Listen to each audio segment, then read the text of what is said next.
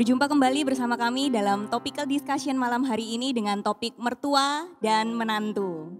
Kita sering mendengar istilah berhati-hatilah dengan mertua, berhati-hatilah dengan menantu. Mertua dan menantu sering terjadi perselisihan.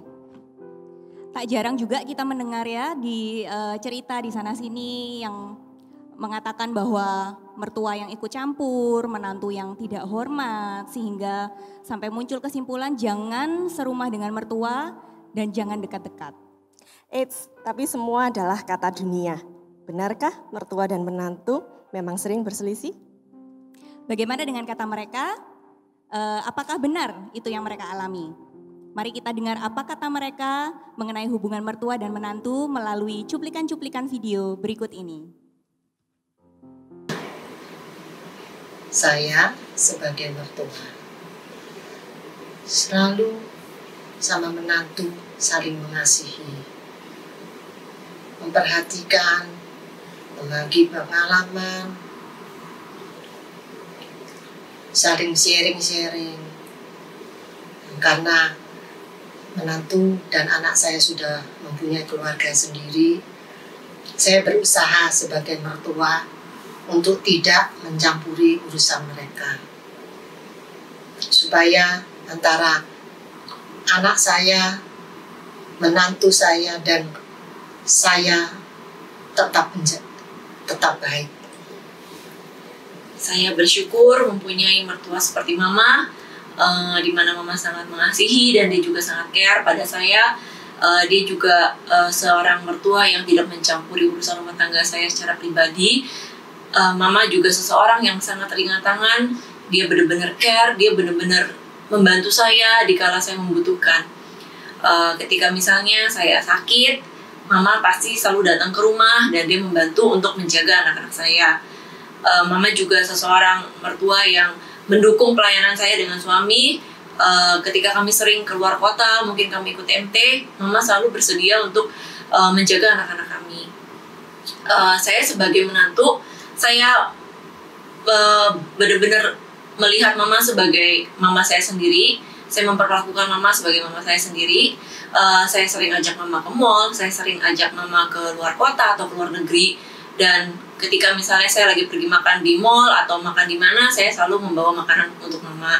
Dan saya juga kalau saya ke luar negeri, saya juga kadang-kadang beli oleh-oleh buat Mama. Saya juga percaya kalau kita benar-benar sebagai menantu, benar-benar memperlakukan mama mertua sebagai mama kita sendiri, maka hubungan kita berdua menantu dengan mertua itu akan sangat baik. Terima kasih, Tuhan Yesus memberkati.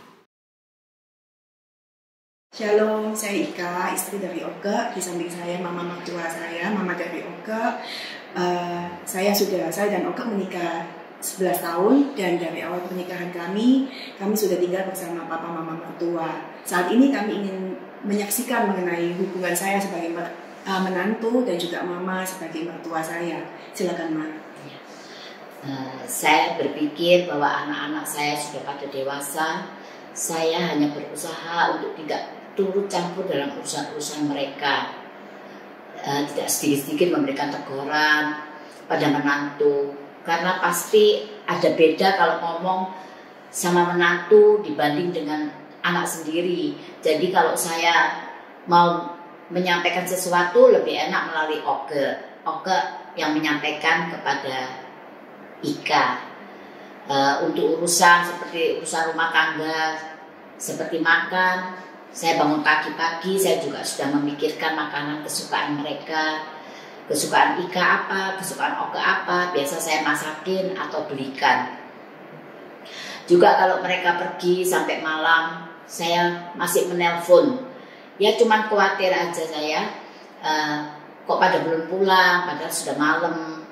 Jadi saya juga khawatir, soalnya kan anak-anak juga ikut, ya cucu-cucu saya ikut. Saya cuma ingin kehidupan keluarga, apalagi satu rumah, bisa harmonis, sehingga bahagia.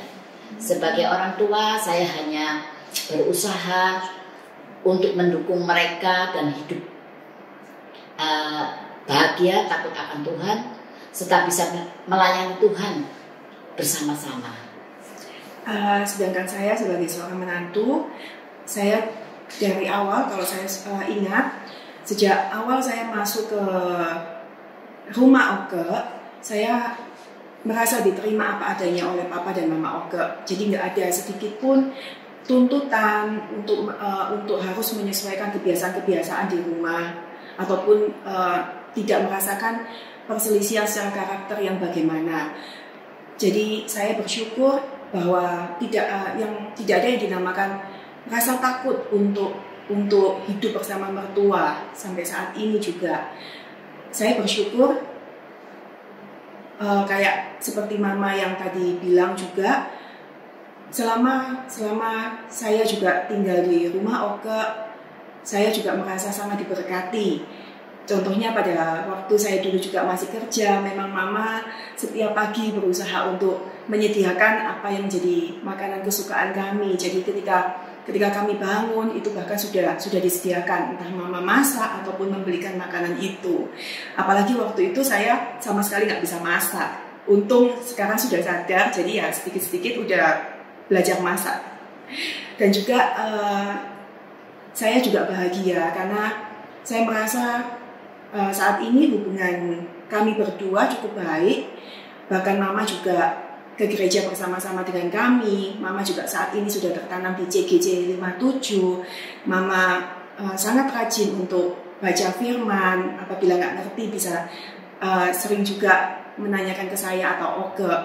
Dan saya juga merasa diberkati dengan pertumbuhan rohani Mama. Juga selain daripada itu, kami juga sering pergi berdua, entah itu beli makanan ataupun beli hal-hal yang lain. Kami merasa komunikasi di antara kami berjalan dengan baik. Saya percaya bahwa segala sesuatu yang baik itu tidak bisa otomatis, tapi sesuatu yang perlu dibangun dan juga diusahakan. Dan kita sebagai pribadi juga tidak bisa hanya minta dimengerti saja, diterima apa adanya, tapi kita juga harus menerima apa adanya. Saya percaya selama 11 tahun pernikahan saya dengan Oke, banyak sekali proses yang terjadi di dalam hidup saya, dan saya melihatnya sebagai proses yang indah dari Tuhan dalam pembentukan entah karakter saya ataupun hal-hal yang sebelumnya saya lihat kurang baik. Saat ini saya melihat Tuhan menjadikan saya sebagai pribadi yang lebih indah. Thank you. Itu adalah kesaksian kami berdua, and God bless you. Shalom. Bagaimana mempunyai hubungan yang harmonis dengan mertua? Memang tidak mudah, karena perbedaan karakter, perbedaan latar belakang, background kehidupan, cara hidup, dan sebagainya. Butuh penyesuaian, butuh adaptasi. Tapi satu hal yang saya selalu pegang dalam hidup saya adalah saya tidak berusaha untuk mencampuri urusan dari mertua saya. Saya berusaha untuk menghargai apa yang dia lakukan di rumah, karena saya percaya bahwa apa yang dilakukan juga bertujuan untuk kebaikan saya dan istri saya dan juga anak-anak. Saya juga tidak menuntut dan berusaha menerima mertua saya apa adanya. Apa yang dia kerjakan, bagaimana dia melakukannya di rumah, saya akan sangat menghargainya dan akan menerimanya. Dan yang terakhir, ketika saya harus berada di luar kota bersama dengan istri karena pelayanan atau karena pekerjaan, sehingga untuk beberapa hari kami harus meninggalkan rumah, mertua saya bisa menolong kami untuk mengurus dan menjaga anak-anak kami sewaktu mereka juga masih dalam usia yang masih sangat-sangat muda. Sehingga kami merasa aman ketika harus meninggalkan anak-anak di rumah. Ada mertua yang bisa menjagai mereka. Bukan kami menganggap mertua sebagai pembantu, tetapi ada kerjasama yang baik, saling menolong dalam keluarga kami. Oleh karena itu, saya mengajak teman-teman semua anggota CG yang Anda harus hidup bersama dengan mertua Anda dalam satu rumah. Saya percaya Tuhan punya rencana. Tuhan mempunyai kehendak dalam kehidupan Anda, kenapa Anda harus tinggal bersama dengan mertua. Terimalah mereka apa adanya, dan jadilah berkat buat mertua Anda. Tuhan Yesus memberkati. Shalom, saya mengucap syukur pada Tuhan bahwa saya mempunyai menantu bernama Iwan. Dia seorang yang takut akan Tuhan dan bertanggung jawab terhadap keluarganya. Sejak suami saya meninggal, anak-anak mengajak saya untuk tinggal bersama mereka. Selama saya tinggal bersama mereka, saya tidak pernah mencampuri urusan rumah tangga mereka. Saya tidak pernah menuntut dan mengatur urusan rumah tangga mereka. Saya berusaha untuk saling menghargai, menerima kekurangan dan kelebihan masing-masing. Saya tidak menganggap Iwan sebagai menantu saya lagi, tetapi sudah menganggap sebagai anak saya sendiri, sehingga sampai hari ini hubungan kami baik-baik. Kiranya kesaksian saya menjadikan berkat bagi para mertua yang tinggal bersama menantu. Terima kasih, Tuhan berkati. Saya menganggap menantu saya seperti anak saya sendiri, karena menantu adalah bagian dari keluarga kita juga. Dan saya sebagai mertua harus punya kasih yang menyayangi menantu, layaknya mama sayang anaknya. Dan saya merasa saya sangat dikasihi oleh mertua saya. Kasih yang diberikan oleh mertua saya itu tidak dibedakan antara untuk suami atau untuk saya. Jadi saya benar-benar merasa saya itu diterima sebagai anak di tempat ini. Dan setelah kita itu sama-sama ber-JG, gitu ya, Mama juga punya JG sendiri, tapi kita tuh merasa kita itu semakin sama gitu. Jadi ada inline, ada satu visi yang sama dan terasa semakin enak gitu, semakin semakin bersatu. Kita tuh semakin hubungan di dalam keluarga itu semakin rukun gitu loh. Jadi kayak apa yang saya pikirkan dengan apa yang Mama pikirkan itu bisa nyambung seperti itu. Jadi ya sangat bersyukur gitu punya mertua yang luar biasa kayak Mama gitu. Ya. Thank you. Bersyukur kepada Tuhan Yesus yang telah memberi menantu yang baik, juga yang sangat mencintai Tuhan dan keluarga saya. Dan saya bersyukur karena kami digembalakan di satu gereja yang sama. Betul sekali, hubungan kami sebagai menantu dan mertua, bahkan kami satu keluarga dengan saudara dan ipar juga memiliki hubungan yang baik, yang sangat baik karena ada Tuhan di tengah-tengah keluarga kami dan takut akan Tuhanlah itu yang menjadi fondasi dasar keluarga kami. Dan menurut saya keharmonisan itu juga harus diciptakan dalam sebuah keluarga, dalam hubungan menantu dan mertua. Sebagai contoh, saya menganggap mertua saya sendiri ini adalah sebagai orang tua kandung saya sendiri, yang mana seperti yang kita ketahui kalau dengan orang tua kita sendiri pun juga tak menutup kemungkinan kita ada yang namanya perbedaan atau hal lain sebagainya, tapi itu tidak akan mengurangi rasa cinta kita kepada orang tua kita. Dan prinsip inilah yang saya bawa kepada mertua saya, dimana kalau ada terjadi perbedaan atau apapun itu tidak akan mengurangi rasa cinta, rasa hormat, rasa kasih saya kepada mertua saya. Dan yang terlebih saya syukuri adalah saya memiliki pasangan hidup yang keluarganya, satu keluarga ini sama-sama melayani Tuhan, dan Tuhan izinkan kami juga tertanam di satu ladang yang sama, dan sehingga kami ini nggak disalah fokuskan atau kami ini nggak hanya melulu fokus dengan yang namanya perbedaan atau apapun, tapi kami ini fokus melayani Tuhan. Kami sama-sama fokus menyenangkan apa yang menjadi kerinduan hati Tuhan, apa yang menjadi kesenangan hati Tuhan. Dan saya banyak belajar banyak hal dari mertua saya. Kami sering sharing-sharing tentang kebaikan Tuhan. Kami boleh saling menguatkan satu dengan yang lain. Bukan hanya dengan mertua saya, tapi saya dengan ipar-ipar saya pun juga begitu. Kami boleh saling menguatkan, kami boleh saling sharing tentang kebaikan Tuhan. Dan saya percaya keharmonisan yang kita usahakan ini atau keharmonisan yang kita ciptakan ini tanpa ada Roh Kudus yang mempersatukan kami, keharmonisan ini tidak akan tercipta. Betul ya, Maya? Oke, sekian. Tuhan Yesus memberkati. Pak, saya mau tanya, apa yang membuat hubungan Papa itu begitu harmonis dengan menantu? Well, masalah ini diketahui dari dulu. Zaman dulu pun sudah tahu.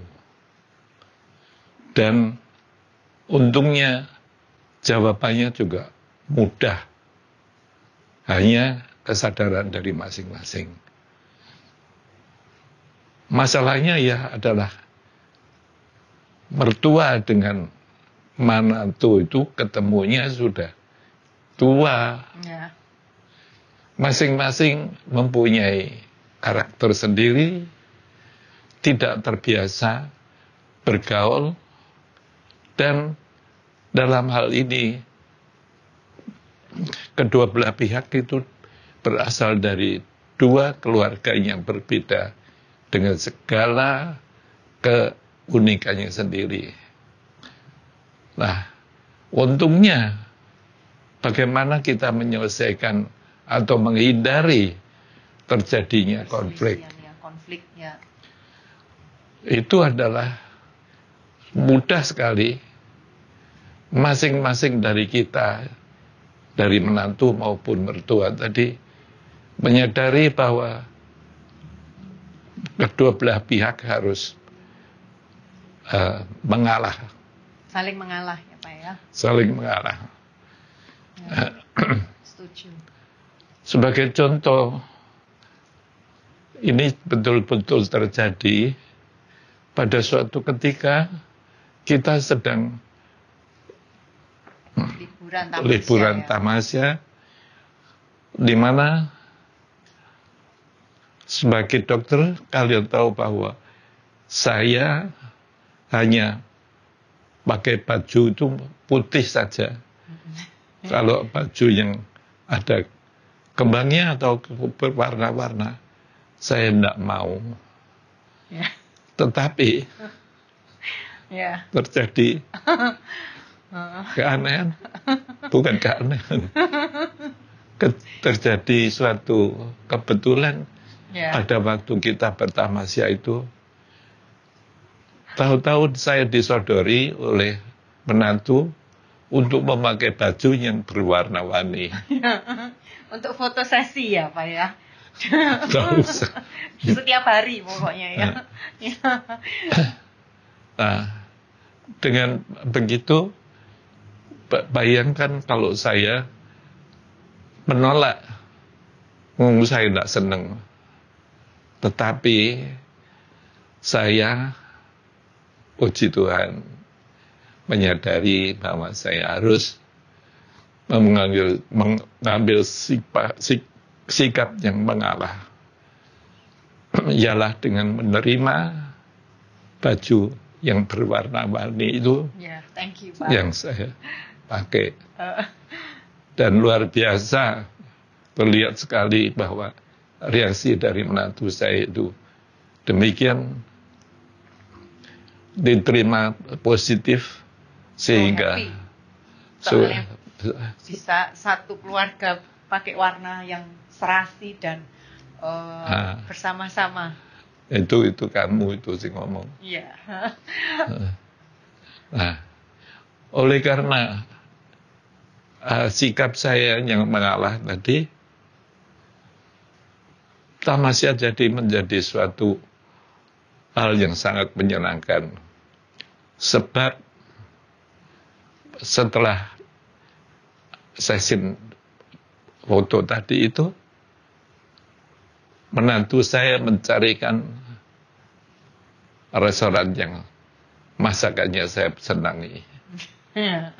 Dan itu kelihatan sekali dia dengan senang hati untuk mencarikan itu. Demikian sedikit pendapat saya.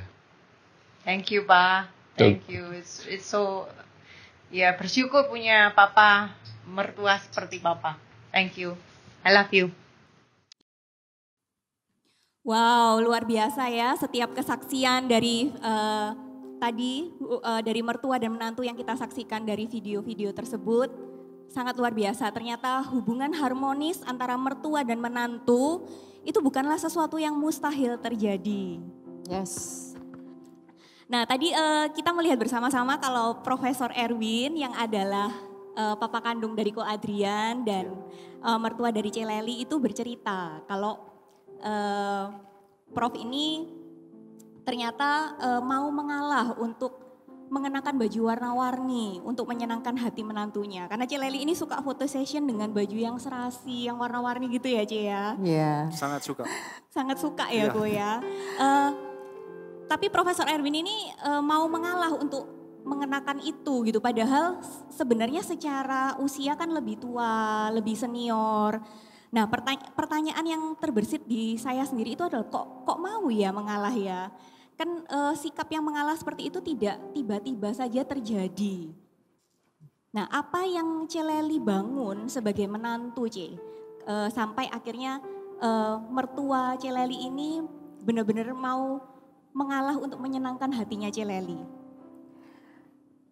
Supaya bisa membayangkan tadi yang mertua saya, Prof. Erwin mengatakan bahwa dia mengalah dengan pakaian yang berwarna-warni ketika berlibur bersama-sama. Saksikan foto-fotonya saat ini benar-benar memang kita pakai pink, kita pakai blue, kita pakai warna-warni yellow, kita pakai warna-warni dan pakai hijau, satu keluarga pakai hijau. Luar biasa, thank you Papa. I love you so much dan saya bersyukur diberikan mertua yang mengasihi saya dengan luar biasa. Dan saya bangga bisa menjadi bagian dari keluarga Sarwono Family. Di awal-awal ketika saya menikah,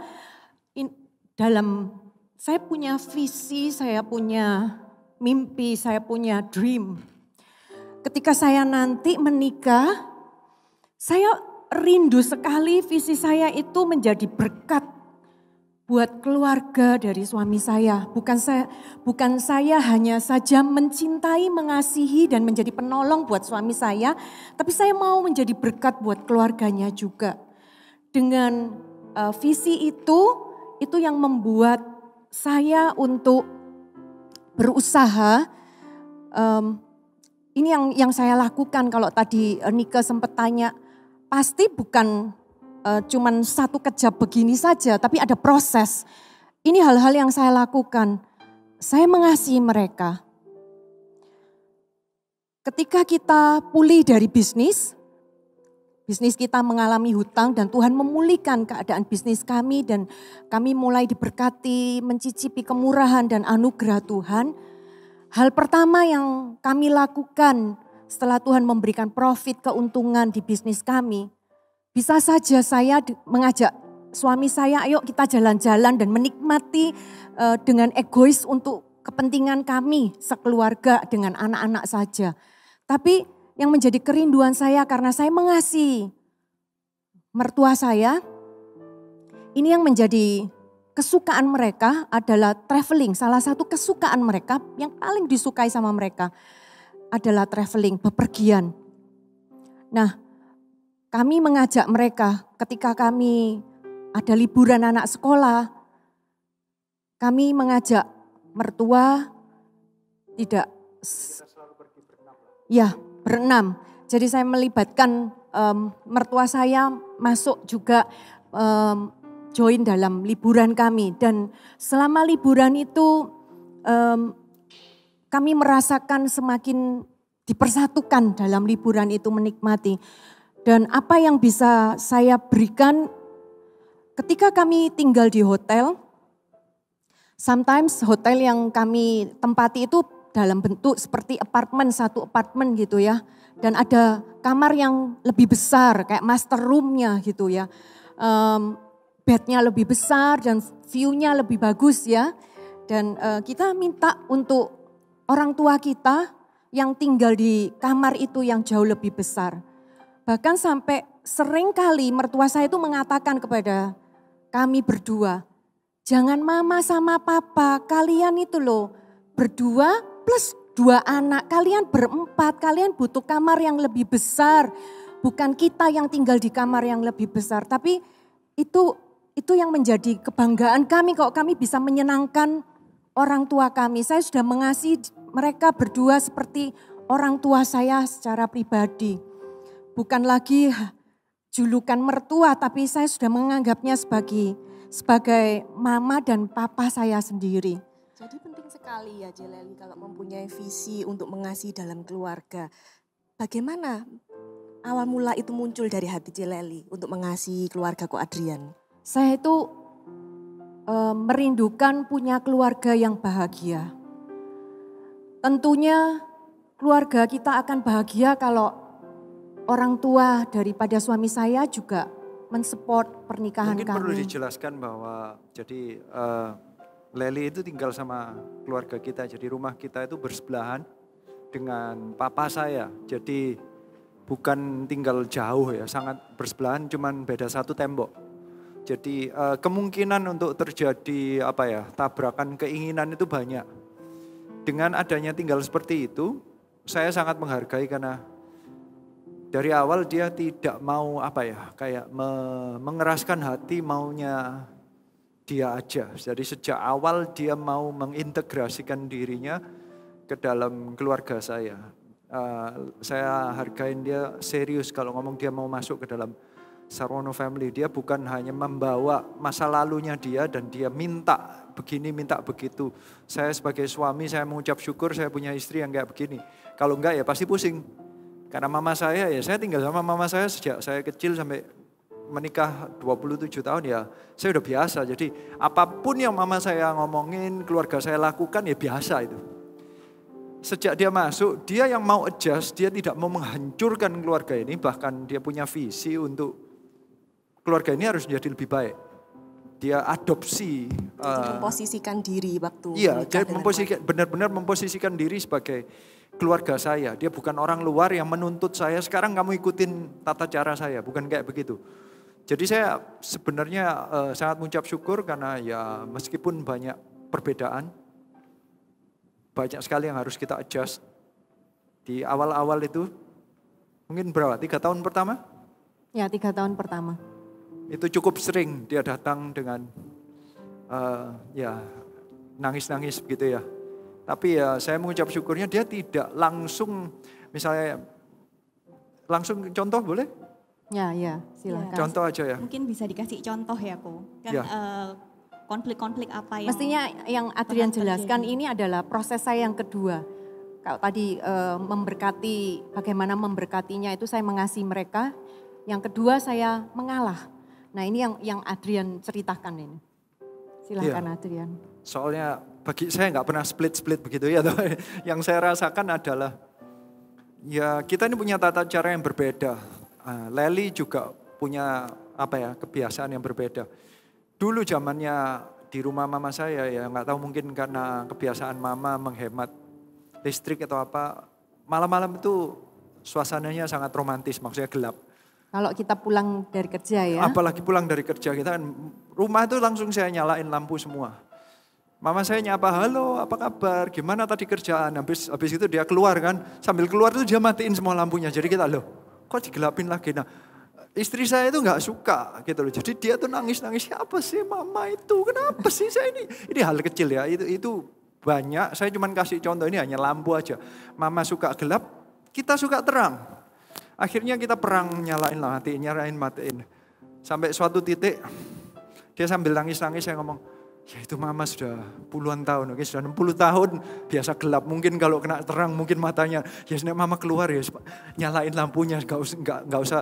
Jadi saya menenangkan, nggak usah terjadi perselisihan, itu bukan hal yang terlalu besar. Saya bersyukur sih dengan seorang suami, ini penting banget para suami. Sebaiknya Anda benar-benar mendengarkan apa yang disaksikan Adrian ini. Karena ini sungguh menjadi solusi yang ketika kita ada selisih dengan mertua, ini tindakan yang harusnya itu dilakukan oleh suami. Saya bersyukur karena suami saya ini diberikan hikmat dan dia seorang yang bijaksana dalam membuat keputusan. Enggak semudah itu sih, bukan kayak berhikmat apa itu butuh adjustment dan akhirnya menemukan, saya akhirnya mengerti apa artinya menjadi imam. Imam itu berarti di tengah-tengah, kadang mendoakan keluarga pada Tuhan. Nah, antara menantu dengan mertua, yaitu mama saya gitu ya, papa saya juga harus menjadi imam. Saya di tengah-tengahnya. Saya nggak bisa, dia komplain nangis, saya nggak bisa langsung datang mama saya, mama jangan matiin lampu. Saya nggak bisa kayak begitu. Apalagi kalau saya ngomongin, mama kenapa matiin lampu? Istri saya nggak suka, ya tambah marah sama istri. Saya nggak boleh kayak begitu. Saya di tengah-tengah sebagai imam, saya menenangkan dia, kemudian saya cari yang waktu yang baik. Saya ngomong baik-baik sama mama, Ma mau nyalain matiin jadwalnya sendiri di area sana ya, saya bagi-bagi area gitu, kayak pelan-pelan. Kalau dia tetap gak sengaja lewat matiin lampu ya saya diam aja, saya nggak berusaha menenangkan dua-dua, baik menenangkan mama maupun menenangkan istri saya. Tapi ini bukan hanya masalah lampu, ini cuma contoh ya, banyak yang saya harus lakukan, butuh waktu. Saya mengerti di mana saya harus di tengahnya. Tapi saya bersyukurnya itu kadang kita itu kaget ya dengan kebiasaan yang dari kecil terus tiba-tiba menikah, kebiasaan yang berbeda tiba-tiba seumpama saja kata-kata gitu ya, cara penyampaian yang berbeda antara Mama Linda sama Mama Erwin. Mama Erwin tuh mama kandungnya Adrian. Nah dari situ aja tuh saya kadang sakit gitu loh. Saya enggak biasa dibegitukan. Jadi saya butuh tempat curhat. Jadi para suami izinkan istri itu kalian tuh jadi tempat curhatnya. Mama saya itu kayak KKR terus, suaranya keras sekali. Ya. Akan tetapi para suami jangan jadi kabel telepon, jangan langsung suaminya memarahi mamanya. Itu justru nanti akan membuat hubungan menantu dan mertua benar-benar bermusuhan karena dia menganggap ini bukan anak saya yang saya kenal. Anak saya yang saya kenal tidak pernah kurang ajar seperti ini, atau anak saya tidak pernah memarah-marahi mamanya. Jadi pasti otomatis seorang mama akan kenal gitu loh. Persis kok ada perubahan sikap yang tidak baik dari anaknya. Ini pasti ulah daripada si menantu. Jadi saya berharap sih ketika ada perselisihan antara mertua dan menantu, anak harus bangkit, anaknya harus bangkit, anak kandungnya. Untuk membantu, untuk menetralkan, membantu menengahi. Ini yang ketiga, ya. Dia itu mengubah, dia siap masuk di dalam keluarga, malah mengubahkan sifat saya menjadi lebih baik menurut saya. Saya dulu tipe orang yang sangat dingin, kaku, tidak bisa mengekspresikan kasih. Kalau di CG kita mesti ngomong we love you 5,000. Aduh, saya dulu bukan orang kayak gitu, oke. Saya nggak bisa ngomong love aja itu kayak L berhenti sudah. L titik gitu. Pokoknya benar-benar cool Adrian, itu ke ya. Siapapun, oke. Ya di rumah ya apa. Jadi ya cuma ya kayak apa, mungkin Anda bisa ngerti ya. Jadi ada orang-orang yang kalau ditanyain gimana, ya gitu. Saya nggak punya ekspresi apa-apa. Tapi sejak dia ada dalam keluarga saya itu disuruh lebih membaikin orang tua saya. Lebih ngerangkul, lebih mencium, lebih memperhatikan. Memperhatikan, beliin makanan, menyapa. Jadi efek long termnya adalah mereka merasa bahwa sejak saya menikah dengan istri saya menjadi anak yang lebih baik. Jadi malah, tapi ujung-ujungnya begini, ini efek samping yang lebih ekstrim ya. Kalau makan itu yang dicari dia, bukan saya. Kalau ada apa-apa yang dibeliin dia, bukan saya. Jadi hampir-hampir ya dia itu lebih anak daripada saya. Sering ditanyain orang, loh yang anak yang mana gitu loh ya. Kalau orang di luar gitu loh, yang anak itu yang mana? Saya kadang, saya mantu sih. Gitu, enggak ada.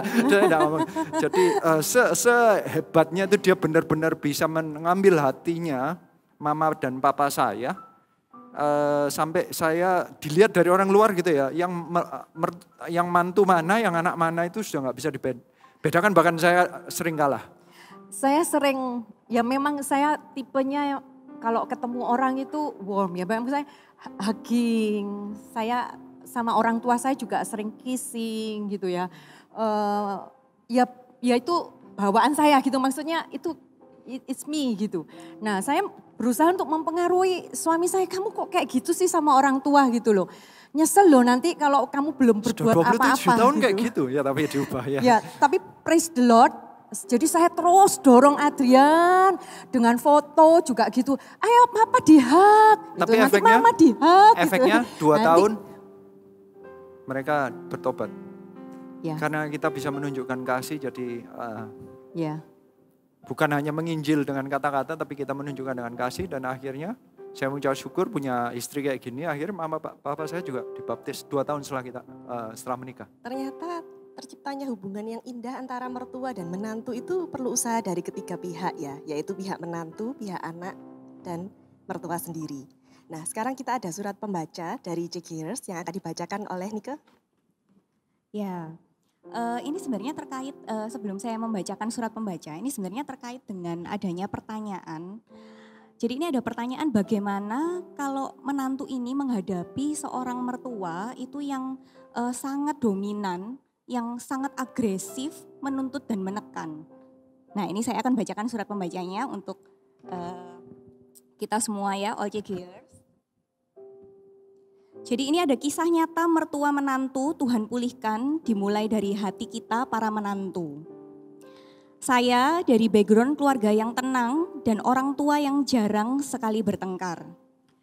Ketika di awal pernikahan dengan suami, saya sempat stres dan syok karena keluarga suami saya bertolak belakang dengan keluarga saya. Mertua perempuan saya menurut saya adalah seorang yang dominan, temperamen, dan sensitif. Saya kepahitan dengan mertua saya karena perlakuannya yang semena-mena terhadap saya. Sampai saya pernah tidak mau berjumpa ketemuan dengan dia selama setahunan. Ada banyak hal dari sifat-sifatnya yang tidak saya sukai. Orangnya suka mengadu domba di antara anak, suka berbohong demi keinginannya tercapai, suka mengundat setiap barang yang telah diberikan. Misalnya perhiasan pernikahan tidak segan-segan diminta apabila berselisih paham dengannya. Mertua saya pun juga suka meneror lewat SMS maupun WhatsApp. Dan teror itu akan dilakukan sesuka hatinya dari pagi hingga subuh. Sampai saya berpikir mengapa saya mempunyai mertua yang seperti iblis. Tetapi semua pandangan saya diubahkan ketika saya semakin dewasa di dalam Tuhan. Ketika saya berkata kepada Tuhan saya mau mengampuni dan melepaskan kepahitan itu, maka Tuhan memberi saya hati yang baru. Dan proses demi proses bisa melewati setiap sifat-sifat mertua saya yang saya anggap menyebalkan. Perubahan ini bermula ketika saya join CG dan menangkap isi hati Tuhan yaitu jiwa-jiwa. Saya menjadi orang yang lebih bisa menerima dan tidak hanya fokus terhadap aku, dan aku. Sifat dan karakter mertua saya tetap sama, tetapi saya tidak lagi menuntut mertua saya untuk berubah. Dengan keterlibatan saya melayani di CG dan memperdulikan orang lain, maka Tuhan yang mengubah cara pandang saya sehingga saya bisa mengampuni, melepaskan, dan memahami mertua saya. Dulu ketika bertemu hati ini terasa berat karena terpaksa. Sejujurnya dalam hati kalau bisa tidak ingin bertemu. Namun setelah saya mau mengampuni dan melepaskan, hati ini tidak ada rasa sakit sedikit pun. Bahkan jika mertua saya bertelepon, bercerita melalui WA atau meminta bantuan saya untuk membelikan sesuatu atau apapun, saya akan melakukannya dengan senang hati. Dan hingga saat ini hubungan kami sangat baik sekali. Wow, luar biasa. Saya kasih jempol benar-benar itu. Menantu yang luar biasa. Ya, ini terkait dengan pertanyaan yang tadi ya sebenarnya. Bagaimana jika mertua itu sangat agresif? Ternyata itu melalui sebuah pengampunan, itu bisa mengubahkan perspektif, bisa mengubahkan cara pandang. Jadi dari menantu ini yang sebelumnya melihat mertua ini seperti pelaku istilahnya ya. Seperti tadi sampai dibilang, waduh seperti iblis, seperti pelaku. Tapi ketika cara pandangnya itu diubahkan oleh Tuhan, dia bisa melihat mertuanya ini adalah sebenarnya korban yang perlu diselamatkan sehingga akhirnya dia bisa memberikan kasih. Luar biasa sekali. Pak Adrian mungkin bisa sebelum ditutup bisa berdoa untuk para menantu, anak juga mertua. Ya mestinya banyak pertanyaan-pertanyaan yang lain, ya, bahkan belum. ada sebenarnya Waktunya ada surat pembaca habis. yang lain, Ya, tapi belum. waktunya udah habis, tapi saya bisa ambilkan kesimpulan demikian. Ternyata yang membuat keluarga itu menjadi lebih damai, bahkan posisi mertua dengan menantu bisa terjadi damai, itu yang menjadi sumber pertama adalah kasih yang mengubahkan. Di dalam kasih, di dalam Tuhan Yesus, maka ada pengampunan. Dalam kasih, akhirnya mereka tidak saling mengingat perbedaannya. Bahkan akhirnya menjadi satu keluarga yang dipersatukan dalam kasih Tuhan. Apalagi kalau melayani bersama-sama, jadi lebih luar biasa. Saya rindu kita semua bergantungnya pada Tuhan Yesus Kristus. Nanti setiap menantu, setiap anak, setiap mertua, nanti saat bergantung pada Tuhan, mereka sendiri mendapatkan kekuatan untuk mengubahkan keluarganya menjadi penuh dengan kasih, penuh dengan damai, penuh dengan pengampunan. Mari kita berdoa. Makasih Tuhan. Kami yang tinggikan namamu. Saat ini kami berdoa. Biar Tuhan Yesus Kristus sendiri yang menjadi Tuhan dan menjadi sumber pengharapan bagi setiap keluarga yang ada di JG. Setiap perselisihan kami minta ada curahan kasih daripadamu yang membuat mereka bisa saling mengampuni. Sehingga perselisihan ini akan menjadi reda. Bukan hanya reda, tetapi dibalikkan menjadi keluarga yang bersatu. Baik antara mertua dengan menantu, baik antara anak dengan bapaknya, anak dengan mamanya. Kami rindu kasih-Mu lah yang menyembuhkan semua, yang memulihkan semua. Terimalah saat ini juga kasih Allah yang melingkupi setiap keluarga. Sehingga dari dalam kasih itu muncullah pengampunan, muncullah perdamaian. Terimalah, biarlah terjadilah pemulihan dari segala perselisihan, mertua dengan menantu, anak dengan orang tua, saat ini juga perdamaian terjadi. In Jesus' name. Tuhan Yesus adalah Raja damai. Biarlah Tuhan Yesus yang menjadi Raja, menjadi Tuhan atas setiap keluarga. Terimalah damai sejahtera ini hanya di dalam nama Tuhan Yesus Kristus. Dengan ini kita akan memberikan salam ya. We love you. 5,000. God bless you. God bless you.